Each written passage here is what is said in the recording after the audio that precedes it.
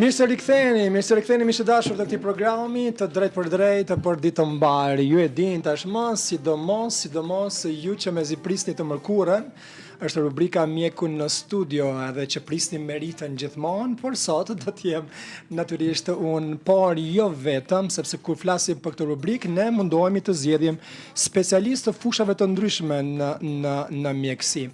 Me të thënë të drejtën, e kam zgjedhur një doktor që më duket se një 10 pyetje do ja bëj për veten time, por besoj se pyetje do të bëni edhe ju të dashur miq, sepse natyrisht do jemi bashkarisht për problemet sidomos të syve. Po dëgjojmë këtë fundit ajo ndërhyrja me lazer për shembull tek dioptria. Çfarë nuk kemi dëgjuar edhe ndoshta ka dhe nga ata që sot për shembull që janë të rritur e kanë quajtur bullizim. Mua më rastisi para ca ditë të takoj një mikun tim, i cili mbante ende syze dhe unë nuk kisha pyetur kur se në çfarë moshe i ka vënë syze. Dhe ai më thoshte që në moshën 6 vjeçare dhe thoshte të mos i kisha përdorur syzet. Unë jam ende tek ajo e vjetra e syzeve, por kanë dalë teknika të avancuara. Për këtë do flasim. Mirë, ta prezantoj unë doktorin që e kam në këto momente, që unë falenderoj për kohën e tij, se këto doktorat kanë shumë punë. E kam oftalmologun e njohur doktor Agon Rusa, e thash mirë se mos ta ngatrojmë Agon, sepse ajo Agon me Agron. Mirë se erdhe. Faleminderit shumë. Faleminderit për ftesën. Të ndërprem në punë? Të godrejtën, ke pasur punë sot? Ke pasur shumë punë? Kemi pas disa punë ka shtëpia sot. Ti sot do të kesh punë me neve 40 minuta me teleshikuesit tanë, besoj, dhe me miqtë e këtij programi për të folur për shumë çështje që kanë të bëjnë pikërisht natyrisht me ato çfarë ti i je në këtë fushë, por edhe me çështjen dhe problemin e dioptrisë. Çfarë po ndodh kohët e fundit, nuk po dëgjoj, nuk di shumë, po dëgjoj që mundën edhe ndërhyrja, avancimi i lazerit. Do kemi këtë temë, po besoj do prekemi shumë tema të tjera. Ti je gatshëm për çdo lloj pyetje që kanë të bëjnë në profesionin tënd apo jo? Patjetër. Edhe nga teleshikuesit tanë. Patjetër, për shkak se një pyetje nxjerr pyetjen tjetër. Dhe ankesat, edhe pse syri është një organ, nuk është organ i madh. Mirë, po i ka dhe ato smundjet edhe çrregullimet e veta. Po shumë i rëndësishëm është, po spatë sy. Konsiderohet një prej shqisave më të rëndësishme. Edhe shumicën e njerëzve që i pyet e konsiderojnë shqisën e shikimit si shqisën më të rëndësishme që e kanë. Dhe diku 70 deri 80% e perceptimit të ambientit të jashtëm, edhe perceptimit të botës së jashtme, ne e bëjmë përmes të shqisës së shikimit.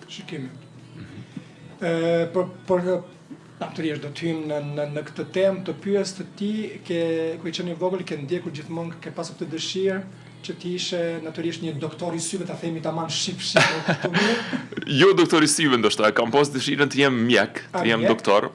Dhe pas përfundimit të mjekësisë së përgjithshme, pastaj ndodhemi në specializime dhe subspecializime. Dhe pastaj po më është dogë diçka shumë atraktive si punë shumë mirënjohëse, është një punë që mund të bësh ndryshim në jetën e njerëzve dhe ka qenë një feti i mirë për mua dhe për atë që doja të bëja si karrierë gjatë të jetës. Për pas të prezantoja nisa me atë mikun tim që takova, që tha të mos i kisha mbajtur syze, kam qenë i vogël, sot nuk e di çfarë do të ndodhte me shikimin tim. A është një konstatim i rregullt ky kur ne? Po, për shkak se dioptritë ndryshme mund të fillojnë nga lindja apo nga fëmijëria e hershme. Dhe në kohën e mëhershme, ndoshta edhe tash, shumë herë ose zbulohen me vonesë nevojat për syza, sidomos tek fëmijët, dhe kërkohet një kontroll i rregullt, një screening, edhe pa pasur ankesa. Kërkohet që fëmijët në moshë të hershme të bëjnë një kontroll të syve. Për shkak se është shumë e rëndësishme të zhvillohet shikimi. Shikimi zhvillohet deri në moshën 7 apo 8 vjeçare. Edhe në këtë kohë, në qoftë se një fëmijë nuk sheh siç duhet, dhe nuk hyn drita në sy siç duhet, atëherë syt mund të mbetin demel. do të mund të ketë çrregullim në zhvillimin e shikimit. Tash çdo ditë në pacientët që i shoh, do të thotë shumë herët zhvillojnë dioptri dhe shumë herët fëmijët kanë nevojë për syza. Dhe ne tentojmë që me vënien e syzës, do të thotë ta mundsojmë një shikim të qartë dhe ta mundsojmë që të zhvillohet shikimi ashtu siç duhet. Pastaj me kalimin e moshës, do të thotë zakonisht pas moshës 18 vjeçare, i kemi mundësinë që të heqim syzat. Dhe për shkak të avancimit të teknologjisë dhe avancimit të mjeteve të sofistikuara në këtë drejtim, ekziston mundësia që pas moshës 18 vjeçare apo 20 vjeçare të dikush, do të thotë të bëjnë intervenime laserike për heqjen e syzave. Sa është tani në vendin tonë ky intervenim, natyrisht e di që është i suksesshëm, është në mbar botën, por ka frikë, tuten? Ka frikë. Fillimisht intervenimet laserike për heqjen e dioptrisë janë shumë të suksesshme. Dhe janë ndër intervenimet laserike kirurgjike që kanë ratën e suksesit e kanë dikon mbi 98%.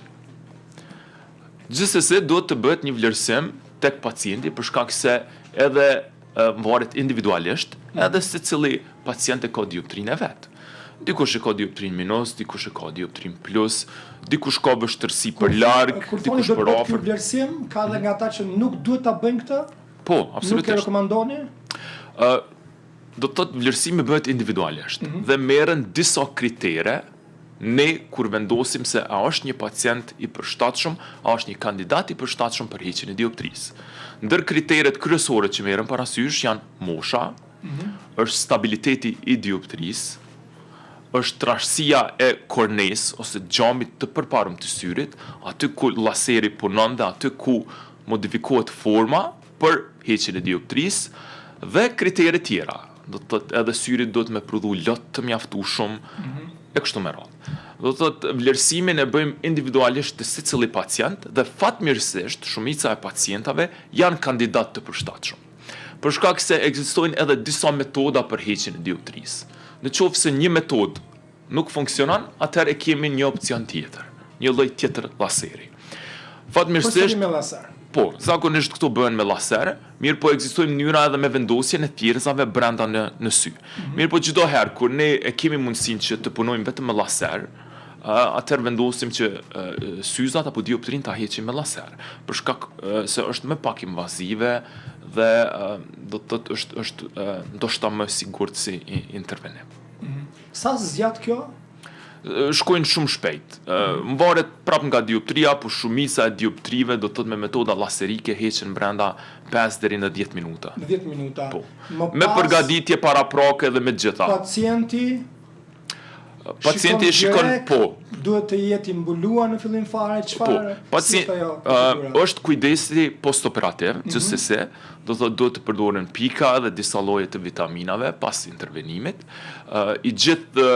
Do të gjithë përpjekja pas intervenimit është që syri të shërohet siç duhet, të mos na ndodhë ndonjë infeksion dhe zakonisht është trajtimi që zgjat për një periudhë kohore pasandej dhe që duhet të përdoren pikat me rregull, pikat e syve dhe që këshillohet pacienti që të përdorë masa mbrojtëse. Do të ketë kujdes në ambiente me pluhur, të ketë kujdes në ambiente me tim duhani, të mos i fërkoj me gishta ose t'i prek syt me gishta, e kështu me radhë.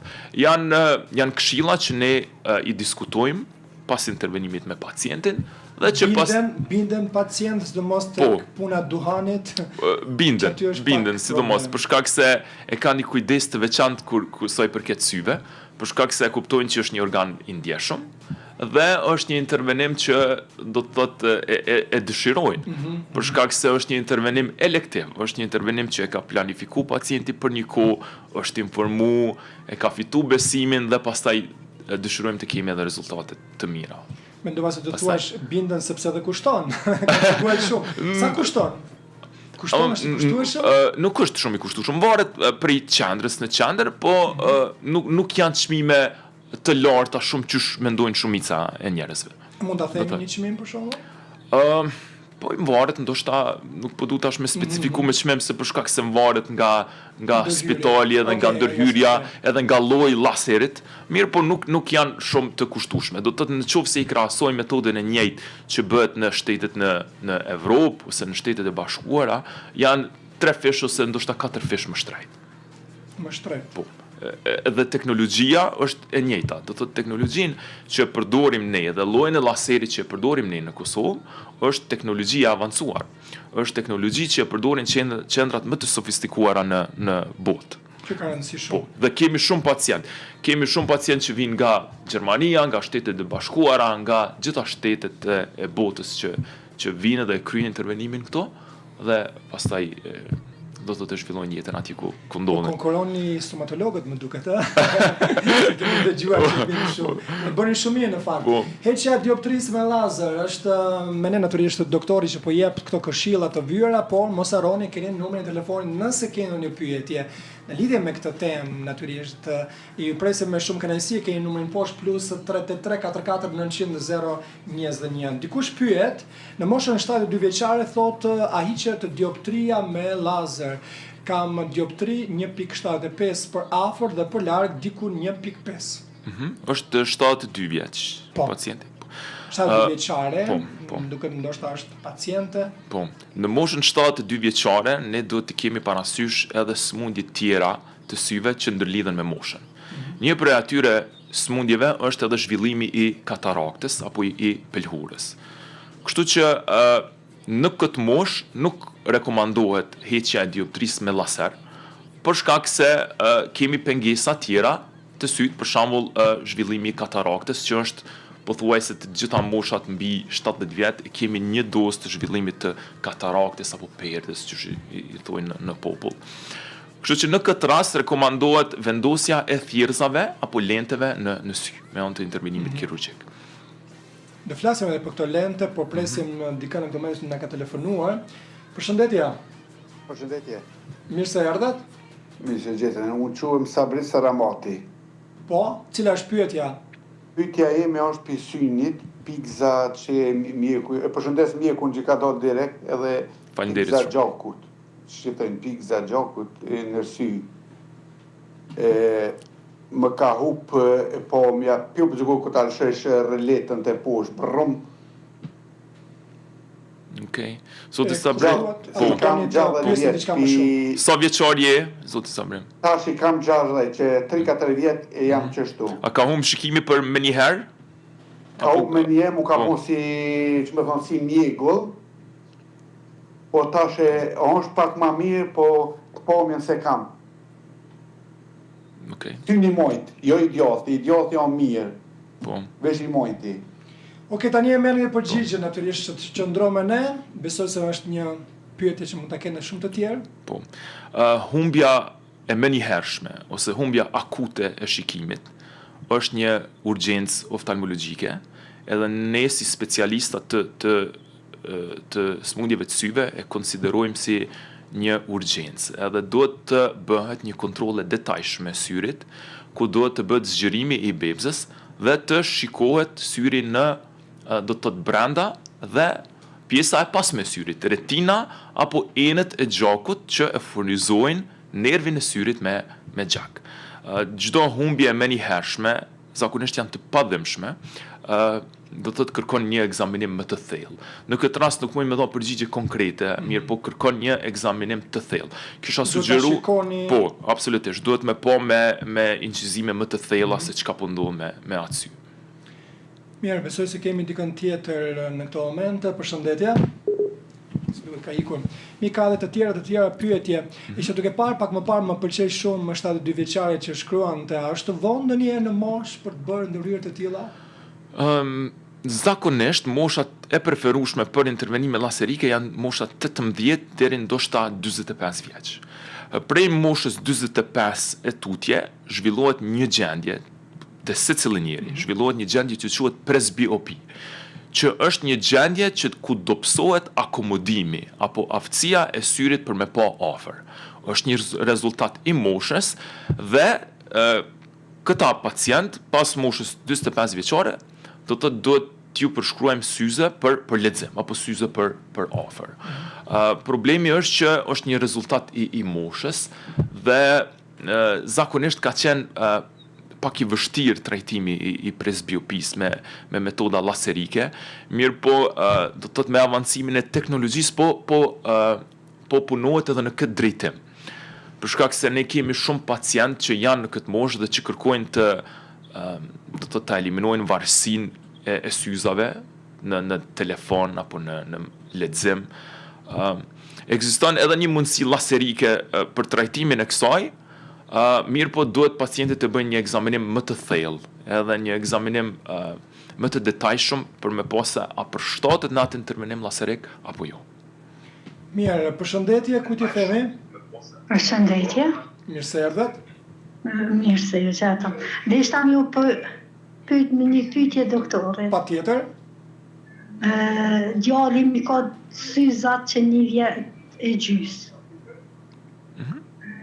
Po? Po? Njënin sy e ka pas shumë shtramune. E ka dioprien. Njënin sy e ka me dioprien e ka 17. Po dëgjojmë edhe zërin e televizorit, ule pak edhe ty nuk të ngatrone, ne të dëgjojmë më mirë dhe më shpejt, të lutem. Sepse edhe ti po lutohesh pak duke dëgjuar dhe vetën tënde, në mënyrë që doktori dëgjojnë më sakt. Po, problemin Synin e tënd. parë, synin e djathtë e ka 75. Synin e djathtë e ka 2.5. E ka plus dioptrin, po. Edhe zoja e rrin syri drejt me syza. Nuk e di se Është ke. këputur më duket. Po mund të flas pak në mënyrë të gjeneralizuar për këtë temë. Do të thotë dioptria plus quhet hipermetropi. Dhe mund të shfaqet në lindje, mund të shfaqet në fëmijërinë e hershme, dhe çdo pacient që është në moshën fëmijërore dhe që ka devijim të syrit, që ne e quajmë strabizëm, fillimisht duhet të ekzaminohet për një dioptri dhe duhet të vendosen pikat për zgjerimin e bebzës. A mundesh ma përkthy tamam në shqip këtë, sepse unë dëgjova një fjalë të zonjës që mua nuk më pëlqen as pak. Ti thuash për shembull ta përdorësh, e mirë kuptoj zonjën, edhe ne nganjëherë e përdorim ca fjalë që e bullizojmë, e kanë njërin e sy shtrembër. Mua s'm pëlqen ta them kështu për shembull. Si mund ta themi ndryshe? Doktor na mëso pak sa i devijuar, po.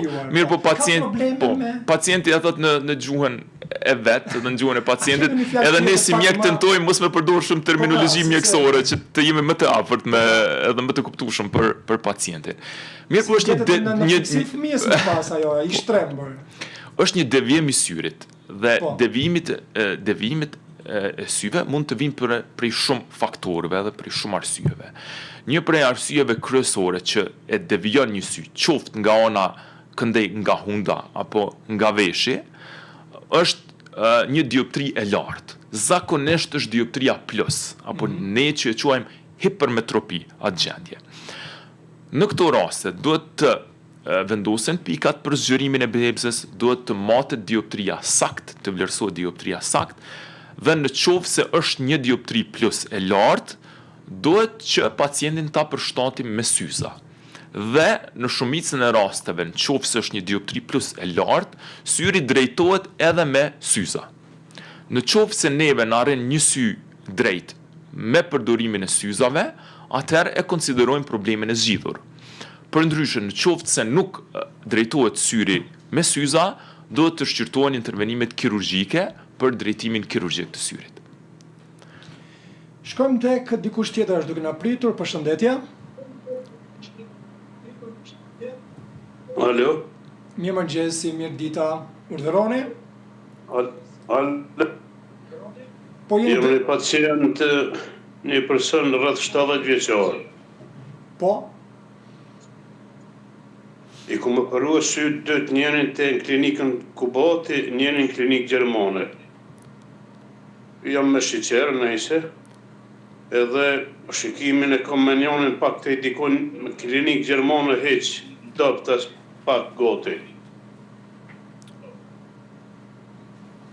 Qëfara moj me bo tash në intervenim diçka nej? Okej, do dhëmë përgjigje pas. Po, pa tjetër.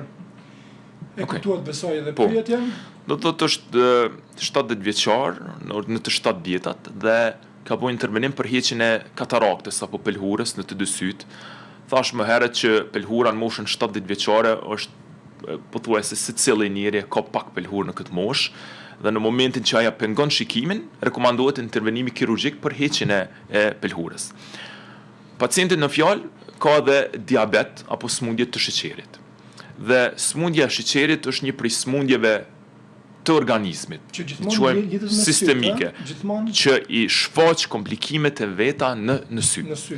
Më saktësisht në retin, në pjesën kryesore, në nervin e syrit, dhe aty shkakton fatkeqësisht mundet me shkaktu dëmtime shumë të mëdha. Dëmtime që kërkojnë trajtim edhe më të gjerë, trajtim edhe më të vazhdueshëm, trajtim edhe më të thellë. Kështu që në qoftë se është largu perdja edhe prap nuk është shikimi i qartë, atëherë duhet të bëhet një ekzaminim më i thellë dhe të ekzaminohet retina dhe të ekzaminohet se a ka zhvillu diabeti, komplikime në sy apo jo. Në qoftë se diabeti i ka prek syt, pavarësisht heqjes së dioptrisë, pacienti prap do ta ketë shikimin jo të qartë. Pelhura apo perdja e syrit zhvillohet në pjesën, do të thotë në lencin natyral të syrit, është një turbullim apo një mjegullim i lencit natyral, kurse diabeti, komplikimet e veta i shfaq në retin, në pjesën e pasme të syrit. Do të thotë janë dy pjesë të ndryshme brenda syrit që do të thotë që kërkojnë ekzaminim më të thellë.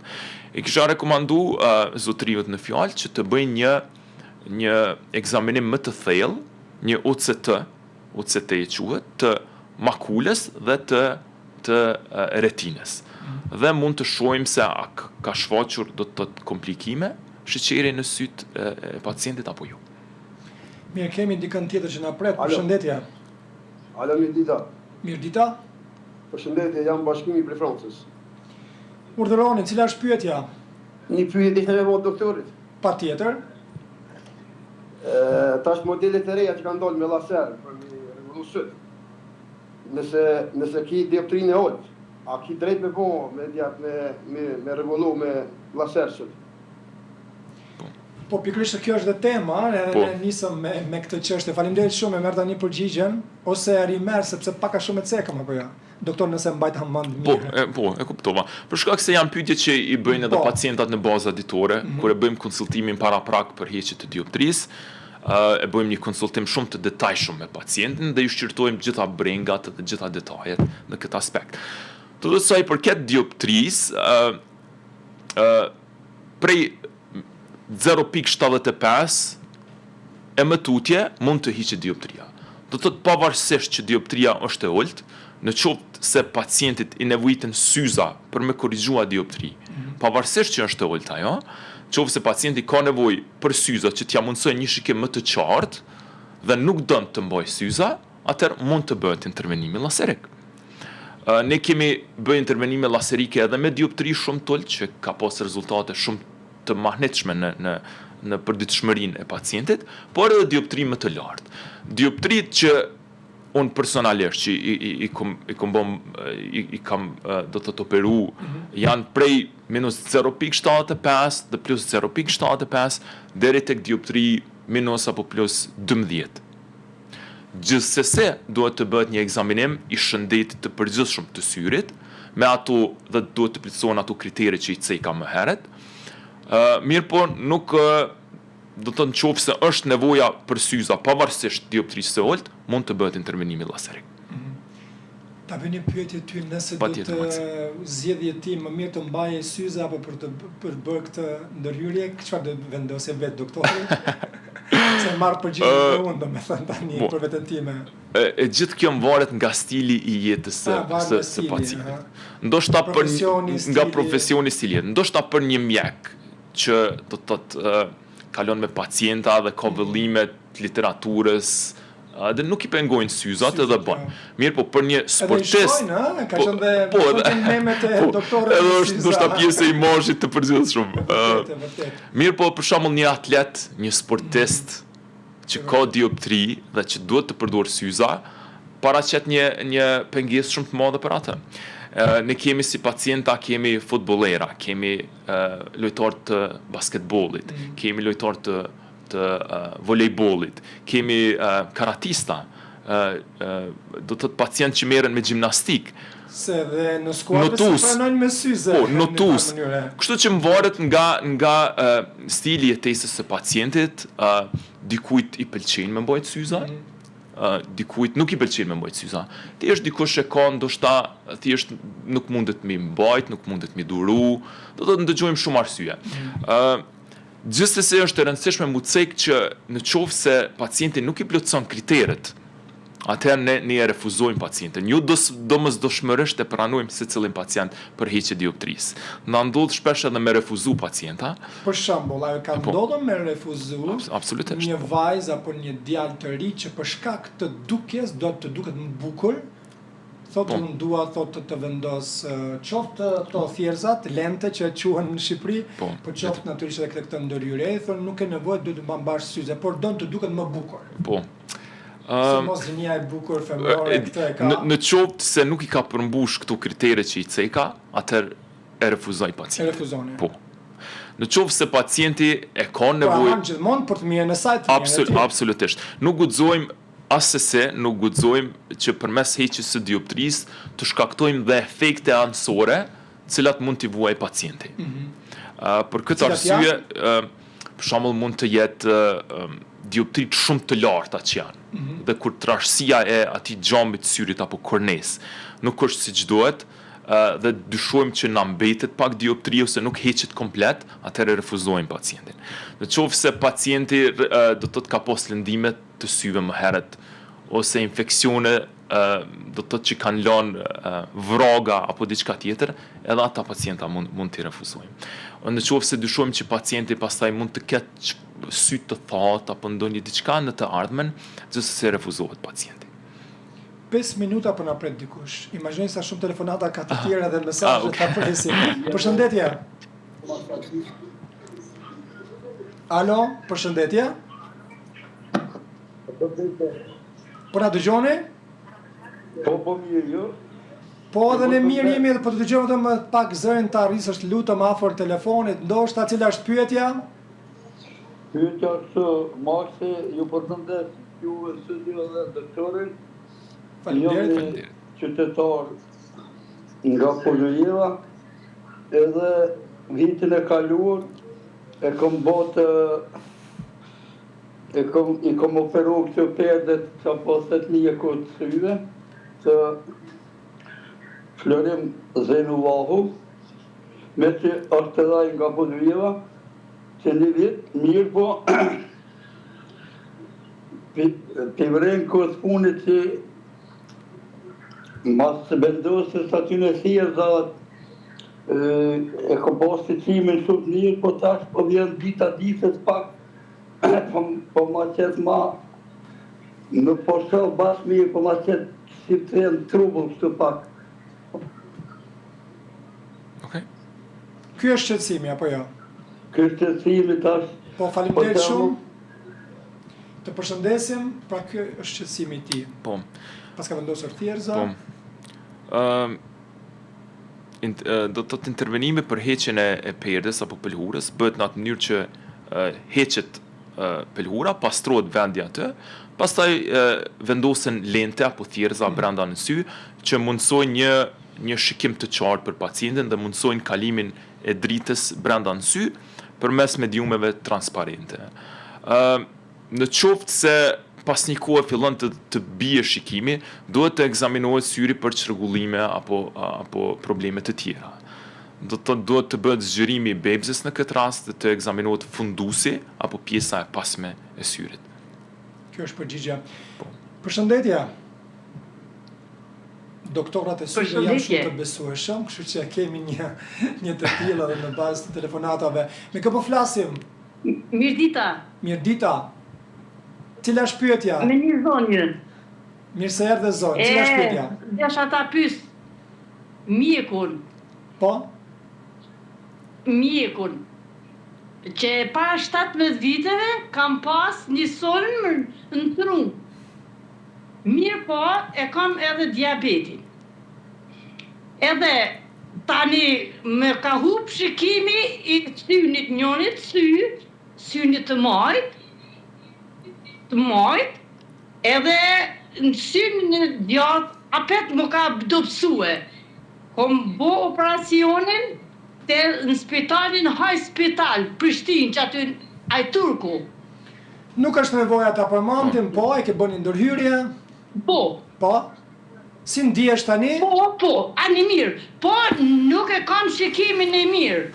Nuk e ke shikimin e mirë. Okej. Mirë, faleminderit shumë, të përshëndesim. Tani e merr përgjigjen sepse ka shumë të tjera telefonata duke dhënë hapësirë pak më shkurt. Ju lutem juve që na telefononi. E kuptove besoj problemin? Po. Para 17 viteve ka pas sulm në tru dhe syri e ka një komunikim shumë të ngushtë me trurin. Kishte diabetin, ndoshta si ishte? Realisht syri është një organ që e konsiderojmë si një zgjatje të trurit dhe ka lidhshmërinë shumë të ngushtë me tru përmes nervit optik.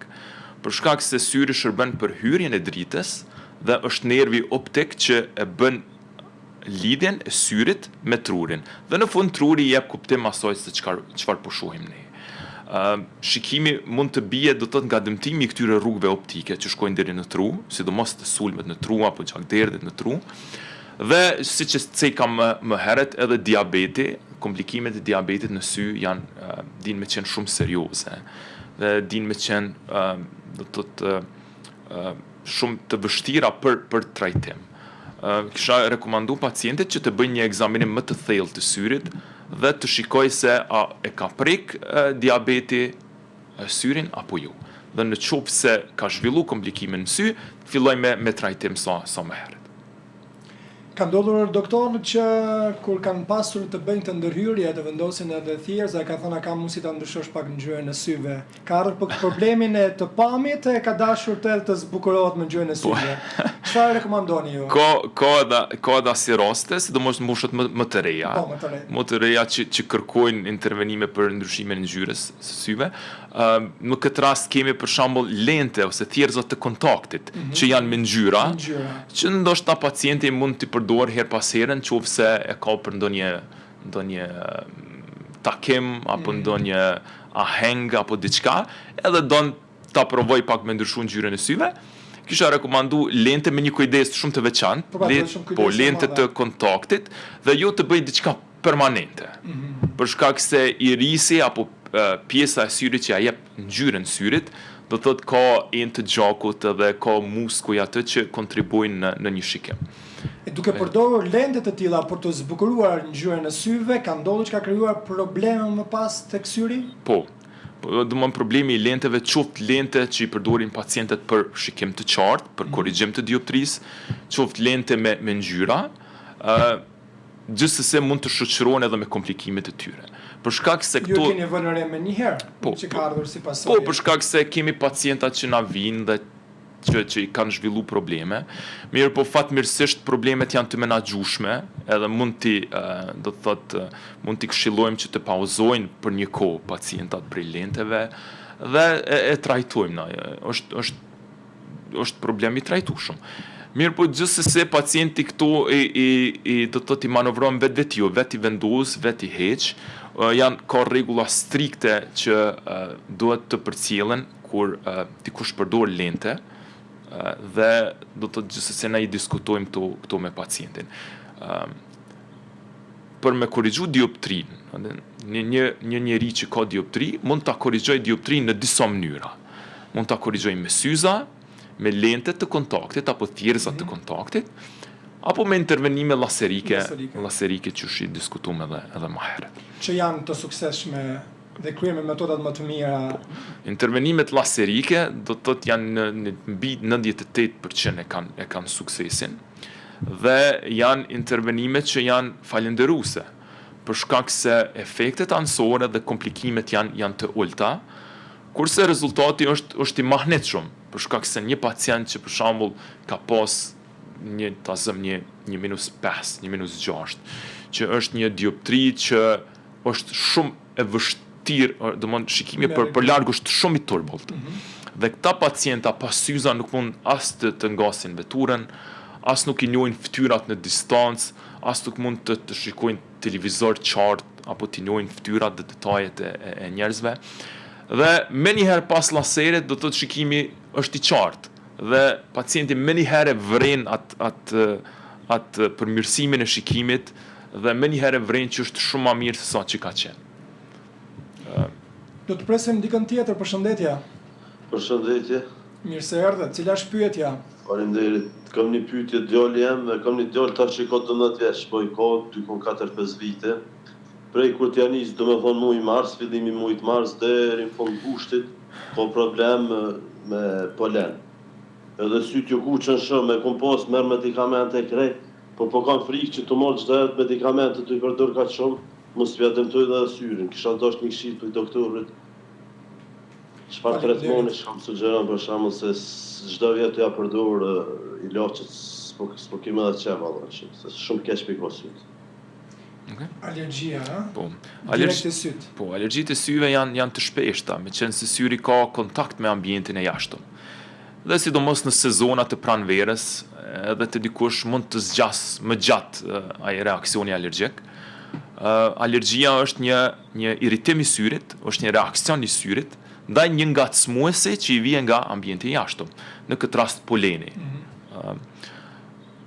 Trajtimi më i mirë është shmangja e shkaktarit, mos me qëndru në ambiente ku ka polen, ose ku ka pluhur, ose kur e vren që diçka po e irriton, po e skuq syrin, po shkakton lotim prej syve, do të thotë një shmang sa më shumë që mundesh atij ambienti.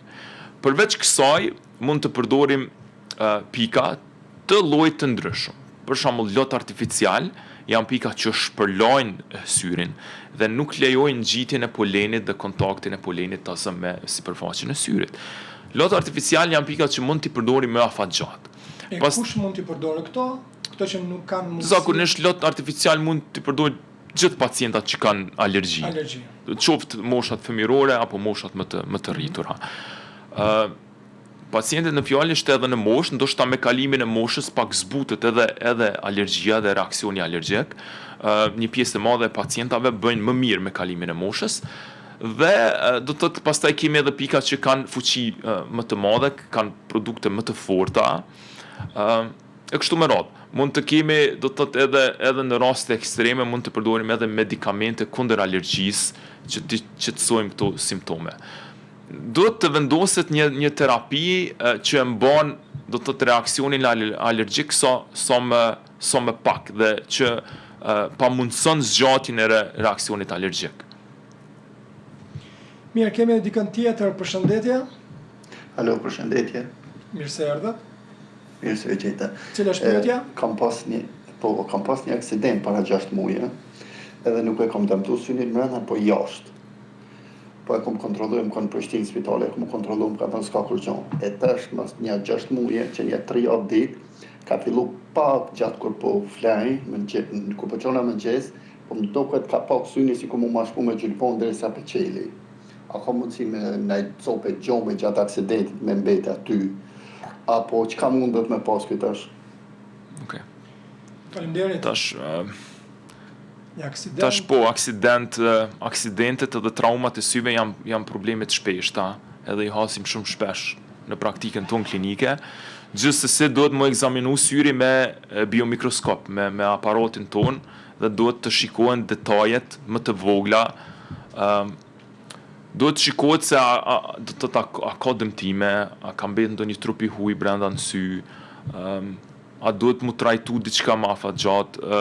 Kisha rekomandu pacientit me bën një ekzaminim të detajshëm të syrit, edhe të thotë me vendos një terapi adekuate, pastaj që i kontrollon këtë ndjenjë të irritimit edhe këtë ndjenjë të dhimbjes që e ka pacienti. kështu nuk po muj me fol pa pacientin detajisht, mirë po duhet një ekzaminim i thellë dhe i mirëfillt. Po. Nëse dyshojnë që ka ndonjë copë, duhet të ekzaminohet syri, duhet të ekzaminohet gjami përpara syrit, duhet të ekzaminohet pjesa e brendshme ka pakit të sipërm, sepse nganjëherë do thotë edhe në qoftë se në kornejë, në gjamin e përpara syrit nuk gjejmë trup të huaj, ato din të mbesin nën kapakun e sipërm. Flasim pak edhe për ndriçimin, teknologjinë që po përdorim, po ndikon shumë keq sidomos tek fëmijët, besa tek të rriturit. Për shembull, unë momentalisht nga afër kam nevojë që të vi tek si doktor kështu të më shikosh mirë, sepse unë tani ta shkojnë po mikin nga larg jam shumë mirë. Madje unë krenohem që e kam do në apësht një përgjigje, e kam genetike që me shikimin ande nga kena lindur dhe rritur me peshk, me gjëra frutat deti është mirë.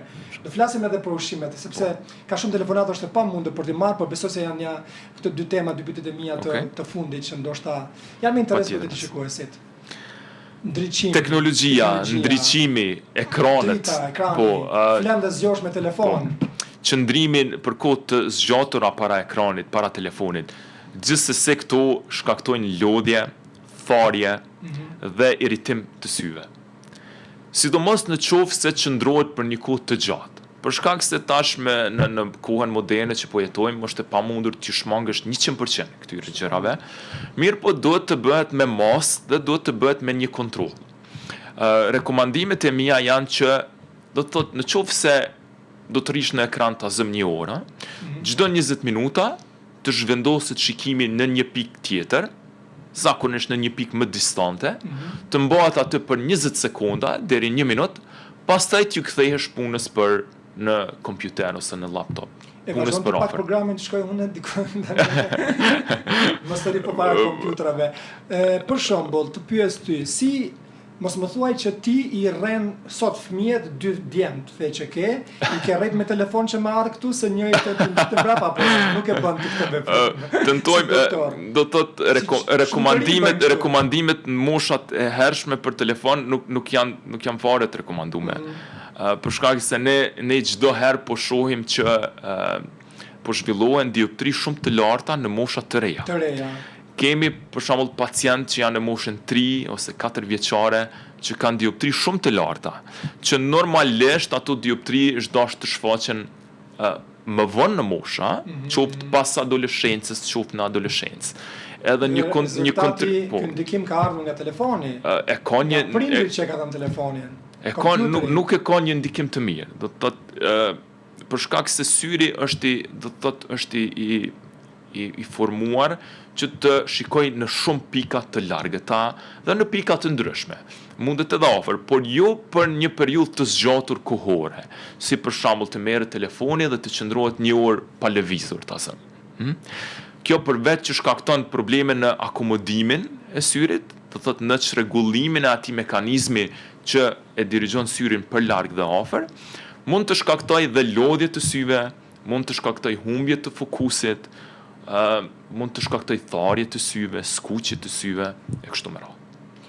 Por shkojmë pak tek ushqimet që na bëjnë mirë.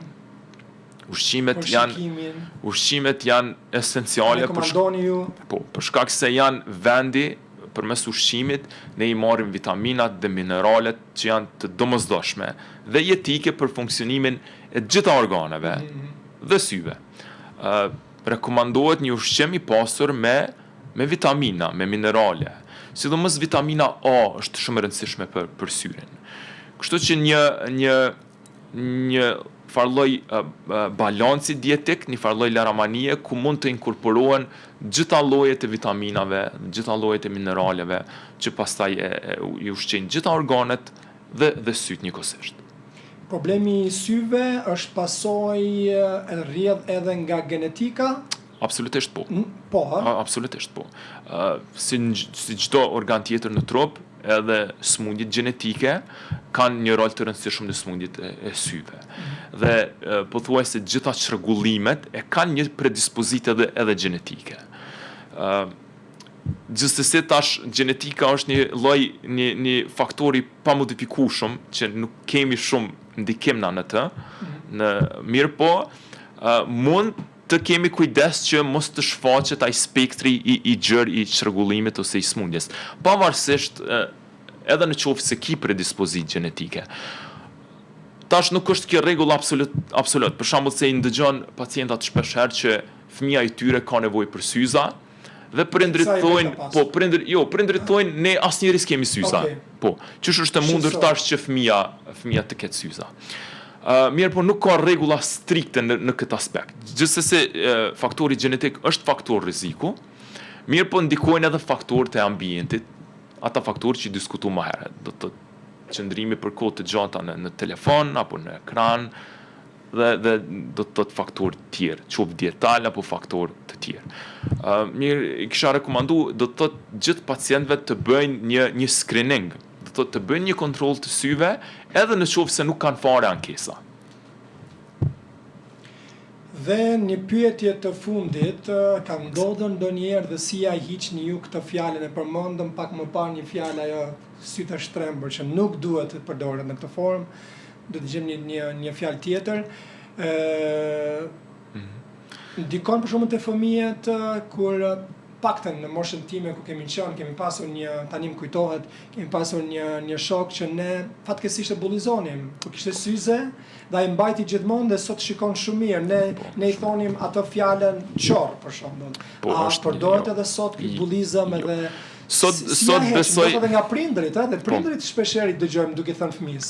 Kur isha në Shtetet e Bashkuara të Amerikës për studime, isha atje 7 vite, dhe pothuajse gjysma e klasës time, edhe gjysma e shokëve dhe nxënësve atë që ishin, bonin syza. Dhe ishte krejtësisht normal. Ata vinin me syza, do të thotë i kryshëm mësimet me syza, do të thotë ishte një pjesë integrale e funksionimit të tyre. Dhe ndoshta ka bullizim, mirë po duhet të kuptohet që në qoftë se një njeri sheh me syza, do të thotë është problemi i korrigjuar. Në qoftë se mundsohet një shikim 100% apo një shikim më i mirë se sa me sytë e vet, atëherë është problemi i zgjidhur dhe një njeri që mban syza është 100% funksional. Madje duket e më zgjuar. Absolutisht. Që lexon më shumë. Është 100% funksional, do të thotë shikimi është 100% dhe pacienti nuk ka kurfar pengesa në funksionimin e përditshëm. Tash besoj që me ekspozimin dhe do të thotë me ngritjen e vetëdijes dhe edhe kontrollave të hershme, besoj që me kalimin e kohës kjo lloj bullizmi do të zbutet edhe në Kosovë. Mendoj që është duke u bërë më mirë tash se sa që ka qenë më herët.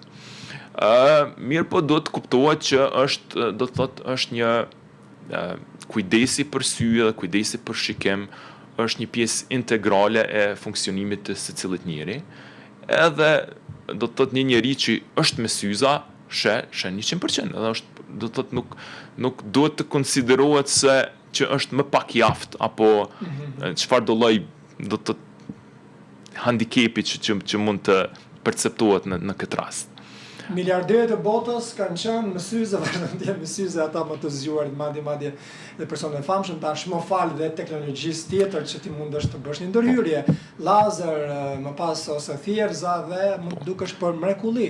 E mira është që një pacient që e konsideron veten që është duke do të thotë është i limituar, është i kufizuar në mënyrën se si don me funksionuar, siç don me jetu, ekzistojnë intervenimet laserike që thash më herët janë shumë të suksesshme. Le të bëhet një vlerësim, pastaj secili vendos qysh. Se ku punon doktori dhe numrin e tij, nëse ma lejon do ta them më pas, do t'ia shkruaj disave kanë kërkuar shumë persona që na ndjekin. Faleminderit shumë, punë të mbar, faleminderit për kohën. Faleminderit Maksi.